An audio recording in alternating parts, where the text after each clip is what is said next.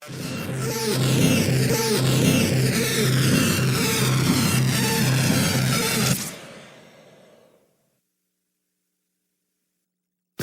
on, you know I got ya. Yeah,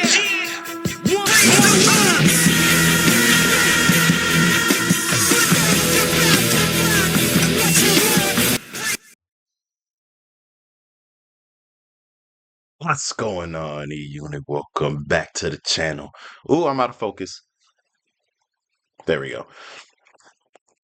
Welcome back to the channel. It's your boy Maverick bringing you back to yet another list video. First things first, I do want to humbly apologize for leaving y'all dry because this is coming to you from my brand new Acer Helios Predator laptop because my old Lenovo IdeaPad S145 laptop decided to not work on me anymore randomly. You know what I'm saying? So, with that being said, I hope you guys like the new setup. Your boys looking fresh and crispy with this new 720p camera installed in the Predator Helios. Thank you, Acer, for that. You know what I'm saying? You guys can probably see the logo on my chest, being the Punisher, and the logo on my Kango. Can y'all see that? Yeah, I bet you could. I bet you could. But yeah, man, we're gonna go forth and go ahead with this list. But before I do so, I think it's appropriate. I think it's appropriate that I tell you guys one thing. Hold on. I'll be right back.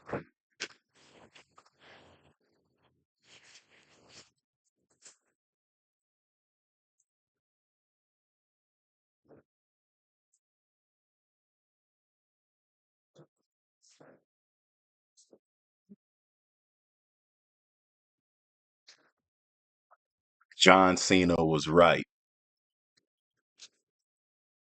Anyway, we're gonna go ahead and go for top 10 WWE video games of all time. Um, I'm gonna spoil something.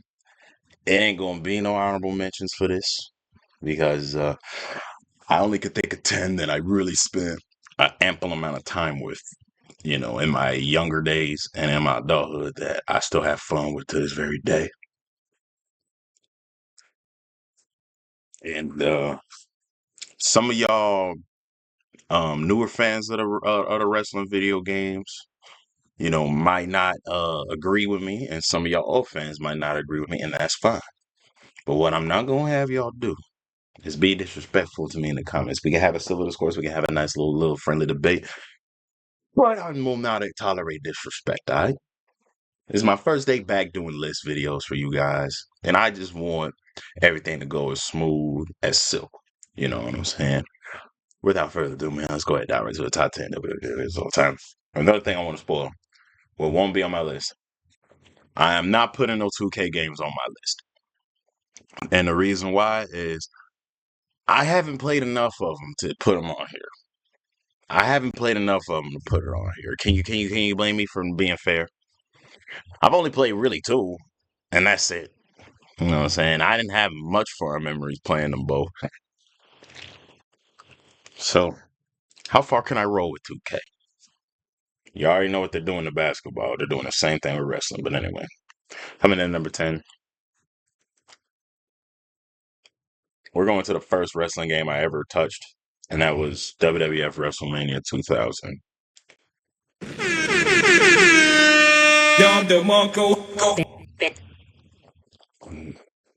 WrestleMania 2000. When you grew up like how I did with a Nintendo 64, you either had this, or one of them WCW games. You know what I'm saying? And another game that might pop up on this list later on. But this game was my very, very first wrestling game I ever played. And I just remember, my brother always picking D'Lo Brown because of his theme song, and me always picking one of the Hardy Boys, mainly Jeff.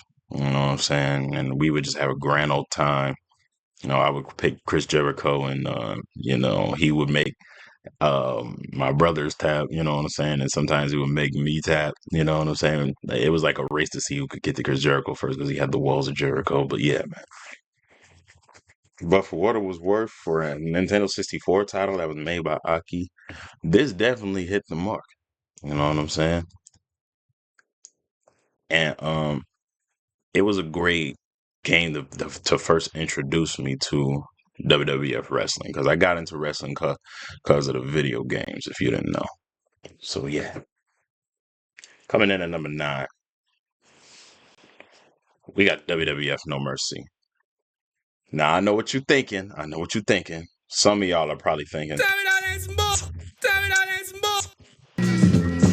You got knocked the fuck out! You got knocked the fuck out, man! Houseway. How? How? Houseway. I know what y'all thinking. Why is this game so low on your list? Let me tell you why it's lower. It was a great game for the time it came out in.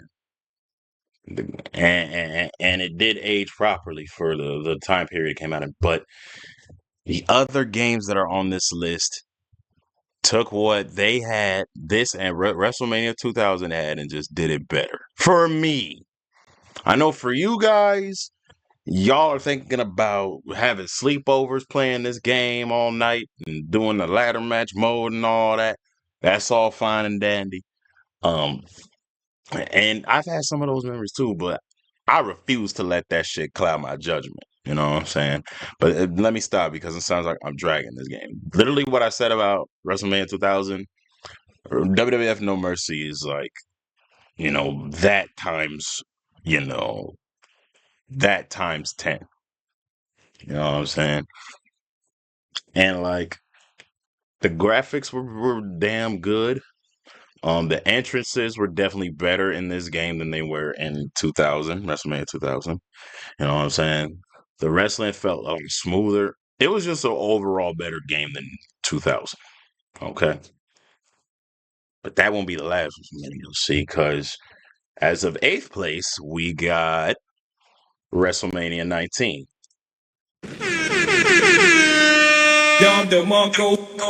Yes, Sasuke! Yeah! Now, why is this on the list? WrestleMania 2000 is basically,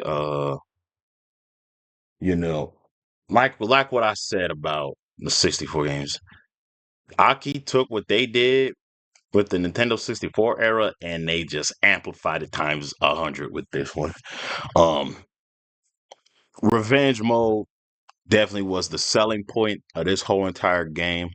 The wrestling was way more smoother. You know what I'm saying? Even though some of the finishers was kind of off because like they had John Cena doing a literal Death Valley driver instead of him doing his FU, it was called at the time. And like his render was him wearing white jogging pants. I did like that he had the necklace on, which was cool, but he needed to have those jorts. You know what I'm saying? But yeah, I like this because not only because revenge mode, but the soundtrack was pretty slapping, and this is the first game I played where it had, as you can see on the right hand side, my favorite version of the Rock, which was Hollywood Rock. The one that would make you wait, all that, a good amount of like 20 something seconds before he would come out to his theme music. Like he would wait until the beat drop because he would show just a collage of helicopters just flying over Hollywood and all that. And then finally, when you get to the Los Angeles skyline, you'll hear his vocals say, "Eskerk." Mm, mm, mm, mm, mm, mm, mm. Anyway, let me stop. But yeah, man. I also like the fatigue system, and it's like if you had been beaten up on a majority of this match, of a match that you're in, you know what I'm saying, you won't be able to move. Like you're pretty much, you know, immobile until you find a way to come back. You know what I'm saying? Like if your fatigue meter wasn't flashing with all the colors, or if it wasn't at least in the green zone, like your reverse probability and move execution probability are gonna be lower. Like if you're in the blue zone, you might as well unless your opponent takes the E zone, you might as well hang it up. You know what I mean? And then like this is the first WrestleMania where you could spam finishers when you activate your special. You know what I'm saying? Like you could spam finishers. You know what I'm saying? And then it won't be like anybody's business. You know what I'm saying? And even more fun is that every time you beat a stage in revenge mode, that stage in revenge mode be, comes available as a mini game in exhibition mode. So there's that, and there's also the extra characters you can get in WWE Shop mode there. So yeah, and the intro to this was pretty fire too. But anyway, moving on. Coming in number 7, we got WWE SmackDown Shut Your Mouth. Now, WWE SmackDown Shut Your Mouth. I mean, not only did it had, in my opinion, the greatest SmackDown opener of all time, which was the Beautiful People. Yeah, I know. All you Rise Up fans, go ahead and get mad in the comments. I was more of a Beautiful People person because, hearing that hook of Marilyn Manson just screaming at you just made you feel like, taking somebody down. Rise Up, it had a nice little slow cook to it, but Beautiful People had that I want to come in and smash type shit. I just realized what I just said, guy. Hey yo, hey yo. Anyway, um, furthermore, this game actually introduced a lot of cool things you could do, like fighting around the arenas and whatnot. You know what I'm saying? Fighting in the streets, fighting at WWE New York. You know what I mean? Fighting them backstage. You know what I'm saying? Like I mean, granted, it had all the backstage stuff, but like the fact that you could do it without it even being an I Quit match, because and Just Bring It, it was just limited to I Quit matches, I think. But nah, man, he but Such a Mouth definitely like it took the system of Just Bring It and then like amplified it times 100. You know what I'm saying? Graphics way better. The wrestling moves way better executed. The character models way better. Animations way better. Music way better. You know what I'm saying? Season mode. This game brought you a real true to life season mode with the WWE draft. This game brought you all of that. You know what I'm saying? And up until maybe general manager mode, they ain't really have the draft like that no more. So for that alone warrants a spot for this to be on this list.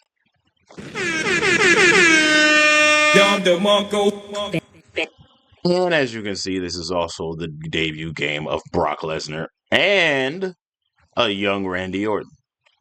Now, if John Cena and Rey Mysterio wouldn't have debuted it so late, they probably would have made the cut. But since they didn't, you'd have to get a modded version of this game to go play as them. But yeah, man, this is also the last legitimate game we would ever see Jeff Hardy until SmackDown vs. Raw 2008. So yeah, there's that. Coming in at number 6. A lot of y'all finna get mad at me for this too. A lot of y'all finna get mad at me for this. And I'm expecting it. Because number 6 is SmackDown Here Comes the Pain. You got knocked the fuck out. You got knocked the fuck out, man. Damn right. You got knocked the fuck out of the top 5. But I'll explain as we go along. Now, I want to know what some of y'all thinking. Top. How? How, Sway?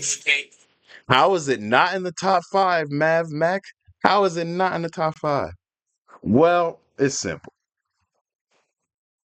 SmackDown Here Comes the Pain may have introduced a lot of shit that made wrestling games thrive, like the animations, the reversal system, you know, the finishers, what I'm saying? Animations looked way better. The entrances, what I'm saying?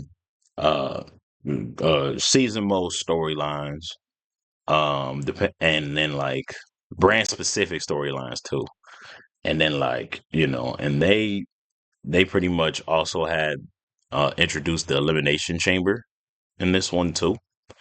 You know what I'm saying? And you know, they also had the finisher system of one part that graduated from shut your mouth that was a part of the finisher system here is the ability where you could hold L2 and then do L1 and steal your opponent's finisher when you had two uh finishers stored up. So yeah, man. Um there's that. And also, this game's extra costumes was pretty fire, and this is the second game I ever got to see Hollywood Rock, and that's my favorite version of the Rock. But what keeps it out of the top five for me is that most of the other games took what this game had to offer and just executed it better. I'm not saying that this isn't a bad game. I'm not saying this doesn't deserve to be to have its own argument, but you know, a lot of the games did it better. Here comes the pain. And another reason why this is in top five is because if you were to go on freaking season mode and go up against either Goldberg or Brock Lesnar in any sort of last man standing match or awkward match, you better pray to the Almighty God to give you help against them too, because they do not stay the fuck down. They do not stay the fuck down. Fuck! Fuck! Fuck! They do not stay down at all. And they made these guys so broken. It's like WWE might have gotten into Akin and Ukes and THQ in them's ears about, okay. We heard that Brock was going to leave us after this year. We heard that Goldberg was out. So let's just make them the two strongest dudes in the game, okay? That's probably what we're doing. Like maybe they'll stay. Maybe they'll stay after we make them the strongest guys in the game. But Vince couldn't be any wrong. And we all know how that turned out by several months after this game came out, because WrestleMania 20, we already know what happened, man. We already know what happened. Hear me and hear me good, nigga. I'm here to double down. That shit is a 2-pack of ass. The fuck are you talking about? That shit stinks. Moving on. Number 5. We're going into the top 5, y'all. I had to put one Nintendo. To be fair, I had to put at least one Nintendo wrestling game in here in the top 5, just so I could be fair. And that lone Nintendo title is WWE Day of Reckoning.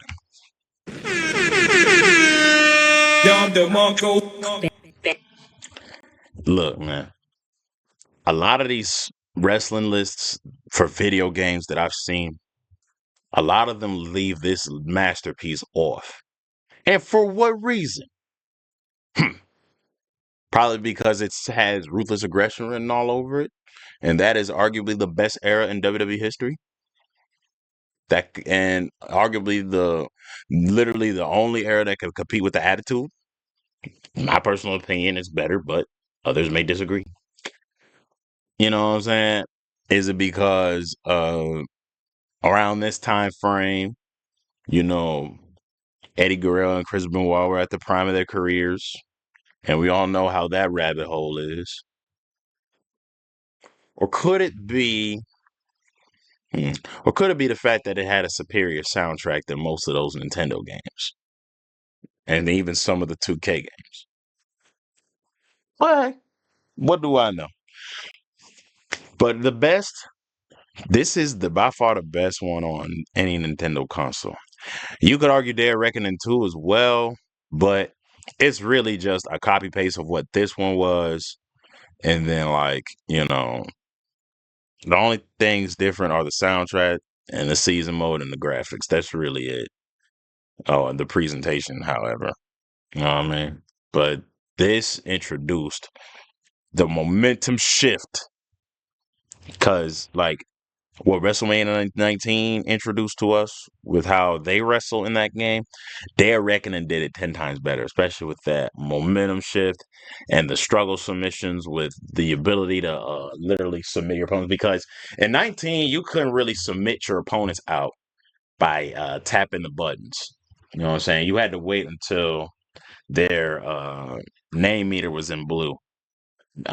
It's still the same thing with their reckoning. Now you got to wait until their fatigue meters in blue to have a higher chance of submitting, but it gives the opposing player a fighting chance to at least get out of it. You know what I'm saying?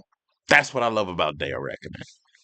And on top of that, unlike WrestleMania 19, WWE Day of Reckoning has some playable legends in it, like Andre the Giant and Brutus Beefcake. You know what I'm saying?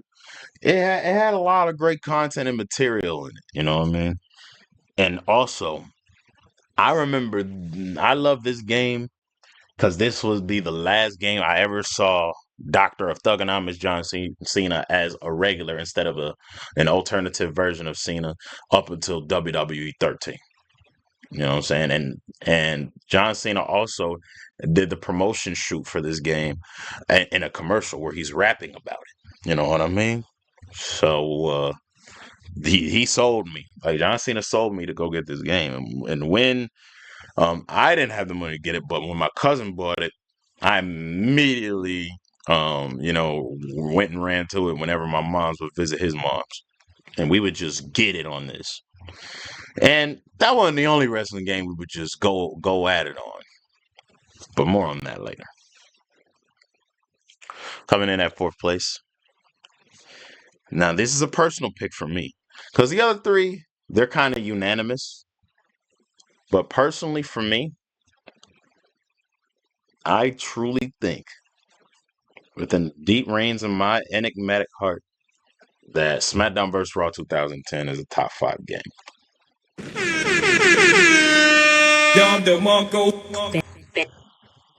Why do I say that? Simple.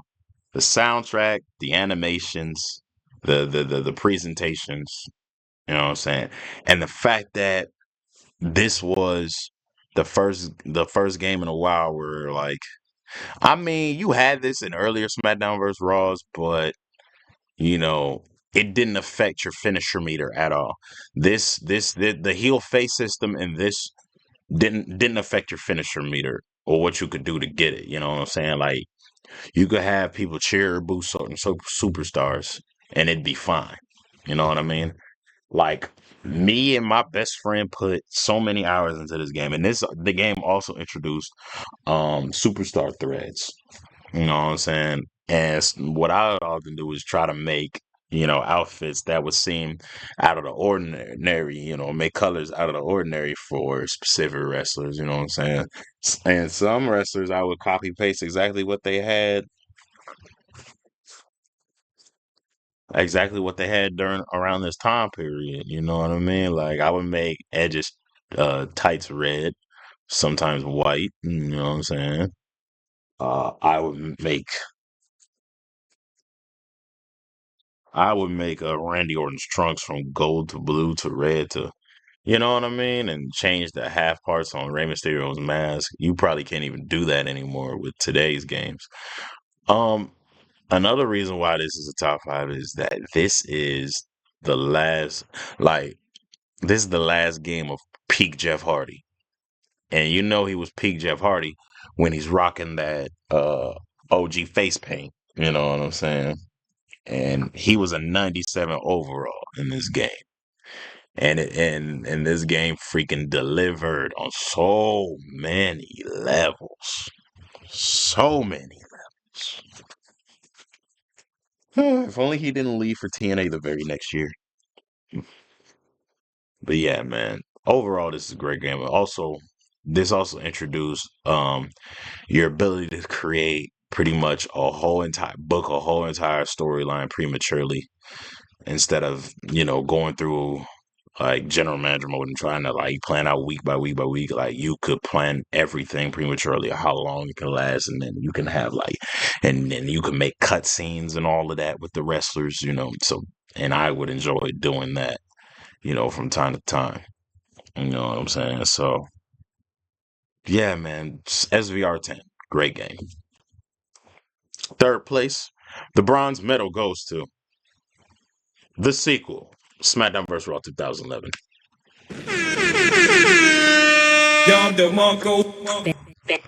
So, with this right here, this game practically took what SVR 10 did and made it better by a million. Graphics, amazing. Road to WrestleMania mode, iconic. My WWE Universe mode. What sold the freaking game in the first place? And no other game since this has done my universe, WWE Universe mode any better. You know what I'm saying? Soundtrack, top tier. Royal Rumble mode, classic. You know what I'm saying? And then like the fact that you can unlock Vince McMahon and Bret Hart on this game too. Stuff for legend. You know what I'm saying? This is also the last WWE game we would see Batista until uh was it 2K15? Yeah, it was 2K15. So this was the last of heel boo Easter until 2K15. So yeah. Um sorry, my nose is itching. I think I should shut my window off because some of the air is messing with my nose. But I'm gonna do that later. I'm gonna hustle through this. But yeah, and then like the graphics, compare the graphics to this game from what it was last year. Like, don't get me wrong, some of the animations were a little clunky, I will admit, but the amount of crazy fun you could have in this match is legendary. Like, instead of weapons disappearing, like when a weapon was not usable anymore, the broken part of the weapon would stay in the ring. Yeah. And your wrestler wouldn't be able to get it no more. You know what I'm saying? And then like you could also like, and then like also they took what SVR 10 had. Actually, no. SVR '08 technically started the superstar skills, but '09 popularized, pretty much stratified it. And then 2010, you know, improved it even further. But 2011 was the best of every superstar skill that you ever got. You know what I'm saying? So yeah, man. Shout out SVR 11. Oh yeah. This is also the last game where Shawn Michaels would also be playable as his 2000s 2010 self. So yeah, up until recent 2Ks, but coming in at second place, it should be predictable at this point. SVR 07.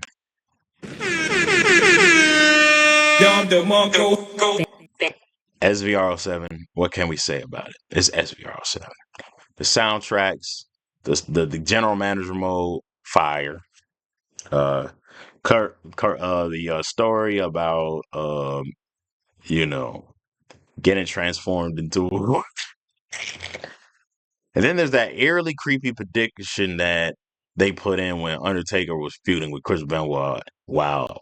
While Undertaker would be like, when this is over, your family will have nobody to blame but you. I'm like, yo, that's creepy. That's creepy accurate because of what happened in real life. Oh, yeah, this is the last game we ever got to see Chris Benoit. And then this is also the last game we would get to see Kurt Angle up until, I think it was WWE 2K9. Or was it 2K19? Yeah, 2K19. Or was it 2K or was it 2K18? It was one of those two. It was one of those two, but yeah, man. Um the graphics definitely was a big jump. And I'm speaking from a PS2 version perspective. Like not from a Xbox 360 perspective because I'll be honest, the Xbox 360 graphics, they weren't that great. You know what I'm saying? Like I felt like the models on PS2 still were on par for a sixth generation console in comparison to a seventh generation console like the Xbox 360. But I'm speaking from a PS2 perspective, so what do I know? You know what I'm saying? I do like the storylines. You know what I'm saying? In in the season mode. You know what I'm saying? Um, and then like like I said, the soundtrack, and then like this also was the first game where they let you play certain pay per views that they had through 2006. You know what I'm saying? However, those modes did kind of feel a little incomplete because, um, not every wrestler on the roster by the end of 2006 made the cut. You know what I'm saying? From the beginning to the end. That is, you know what I'm saying? Some wrestlers left. You know what I mean? So, um, I also do like how they included Eddie Guerrero as a legend because this game was released a year after Eddie Guerrero's passing. So it felt like that was a nice, touching tribute to have him as a playable legend. Um, my main criticism about this game is that the grappling system was not it for me. For reasons why we'll get into in a second. Like some of the grappling has some funky motions, and that did carry over into the other SmackDown vs. Raws, but the other SmackDown vs. Raws definitely improved it. You know what I'm saying? Still had a nice two-button reversal system, unlike the later games, because the reason why 2010 and 2011 and aren't above this game is because they had the one-button reversal system that I still can't stand to this day. Meanwhile, this game had the two-button reversals. You know what I'm saying? So yeah, man. Another thing too is that I didn't like. I mean, I had to deal with it for what it was at the time, but I still didn't like how we had to pretty much unlock the championships. But it didn't seem like that bad of a clear condition to pretty much clear a storyline from both brands to get those belts. So I'm not even offended too much by that at all. Because guess what? If it wasn't for my number one pick, doing everything pretty much better than its predecessors, this game would have taken the top spot. Because number one, without a shadow of a doubt, is SVR06.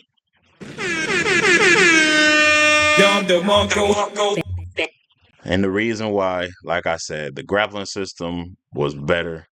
It went from like I'd rather use circle to grapple because that's what at this point I have been used to instead of using the right stick to perform a grapple move or right stick and a L2 and a L1 combination. You know what I'm saying? Like you didn't have to do any of that to do that. Also, this introduced the fight clean, fight dirty mechanics and all of that. So, and depending on what you pick, the crowd would either boo or cheer you. And if you fought dirty, weapons would boost your meter. And then if you picked clean, weapons wouldn't boost your meter. So that was a decent way to balance out the game because face heel tactics and whatnot, and you know what I'm saying. The same things weren't was having, but like later games would later fix that. That's really only like one thing that's a gift and a curse about this game, but everything else amazing. Buried alive matches, I loved them. Fulfill your fantasy, even though your parents had to not be in the room in order for you to do that. She's so fine, fine, fine.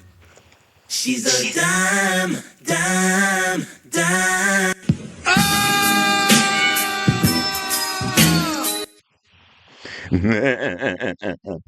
Yep. And you also had to you also had to be, you know, you also had to experience the greatness that is uh the backstage brawl matches. You know what I'm saying? Because you get to pick your arenas for that. Like, and I always chose JBL's bar room. because it had the jukebox and the bar stand and all that. And me and my cousin would kick each other's asses. But the best mode on here, hands down, is the general manager mode. Like, it was nothing like how it was first introduced to us. Like, I don't think it would hit the same now that 2K's trying to recapture this, but nah.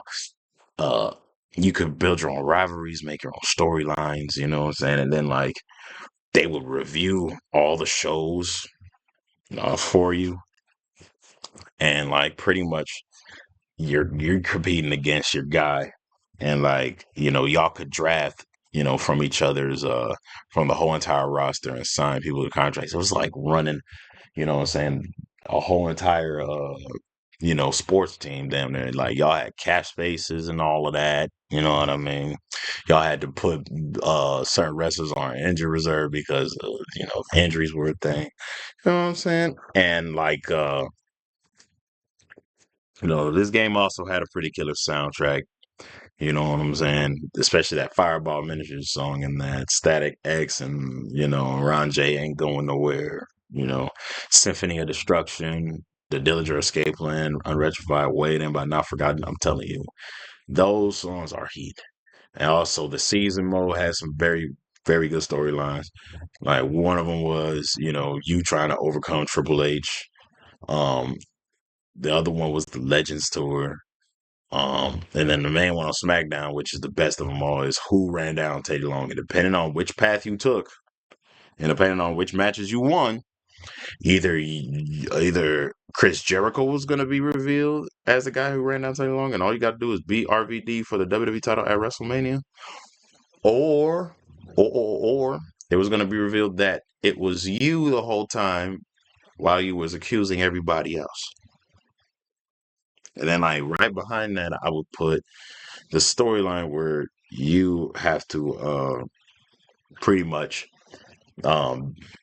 beat Eddie Guerrero to get the urn back to Undertaker. So yeah, that was a fun storyline.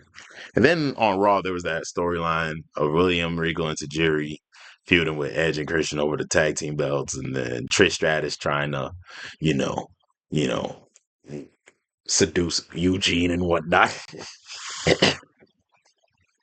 That made for some great TV, man.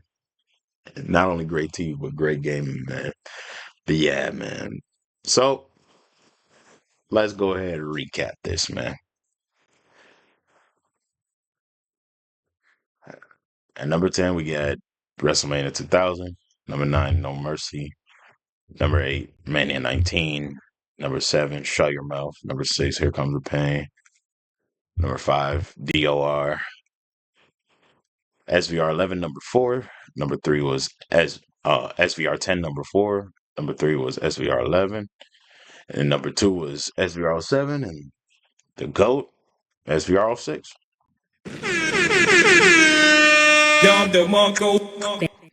Now, if you enjoyed this video, don't forget to leave a like and a comment, hit the subscribe button, hit the notification bell so you never ever upload. And I'm going to catch you all in the next list video. Let me know if y'all liking this format, if y'all love the new layout, the new setup and all that. And I'll catch you all the very, very next time. Love you. You guys stay out of trouble. Until then, take care, y'all. Deuces.